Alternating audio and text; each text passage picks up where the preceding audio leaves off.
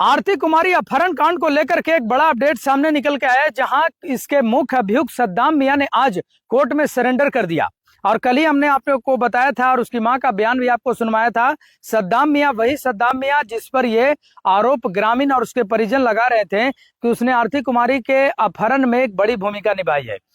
कि इसके पीछे सबसे बड़ा मूल कारण ये है कि सद्दाम मियां को ये डर था कि वो जो उसने थप्पड़ मारा था भरी बाजार में आरती कुमारी को, इसको लेकर के लगातार परिजन जो थे आरती कुमारी को उसको टॉर्चर कर रहे थे, उसको मारने की धमकियां दे रहे थे, जैसा कि उसकी मां बता रही है। इसी को लेकर के जो मियां वो रांची चला गया। जब उसके घर पर पुलिस ने दबाव बनाया, दबिश किया कि भाई आत्मसमर्पण करो या पुलिस के सामने समर्पण करो, चूंकि उस पर आरोप ये लगा हुआ था और परिजनों ने लिखित बयान भी दिया है और लिखित आवेदन भी दिया है कि आरती कुमारी के अपहरण में सद्दाम मियां और एक दूसरा नाम है पहलवान मियां। पहलवान मियां तो ऑलरेडी मैग्रा में मौजूद है, लेकिन आज सद्दाम मियां ने भी कोर्ट में समर्पण कर दिया। अब सबसे बड़ा सामने सवाल निकल के आता है कि आखिर सद्दाम मियां ने सरेंडर कर दिया तो अब कौन बाकी है जिसको लेकर के ये मामला गहरा रहा है।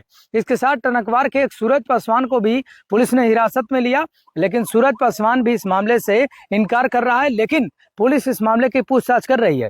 हालांकि सद्दाम मियां ने कोई खास बयान भी नहीं दिया और ना ही लिखित कोई बयान अभी सामने निकल के आया है, लेकिन उसने जज के सामने इस बात को कबूल किया है कि उसका अपहरण कांड में आरती कुमारी को लेकर के कोई भूमिका नहीं है।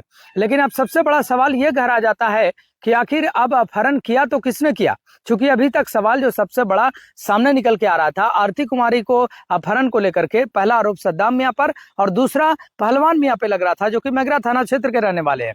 ऐसे में सबसे बड़ा सवाल गहरा गया है कि अब पुलिस कैसे किस एंगल से जांच करेगी, क्योंकि अब तक का जो एंगल था उसमें साफ तौर पे यह देखा जा रहा था कि सद्दाम मियां इसके मुख्य आरोपी हैं और सद्दाम मियां पर ही आरोप लग रहा था।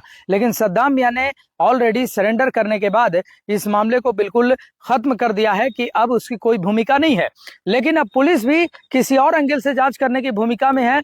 हो सकता है कि पुलिस उसको जेल से भी रिमांड पर लेकर सद्दाम मियां से पूछताछ कर सकती है। लेकिन सद्दाम मियां की मां ने इसके पीछे कारण सबसे बड़ा ये बताया कि वो इसलिए सरेंडर इस कोर्ट में किया है क्योंकि लगातार परिजन जो थे आरती कुमारी के धमकियां दे रहे थे, उसे डर था कि कहीं वो आक्रोशित परिजन उस पर जानलेवा हमला न कर दे, इसको लेकर वो भागा चल रहा था। और आप सब जानते हैं कि थप्पड़ मारने के आरोप में सद्दाम मियां पर 2 अगस्त को मैगरा थाना क्षेत्र में केस भी हुआ है, जिसको लेकर के मामला उसी दिन से गहरा गया था।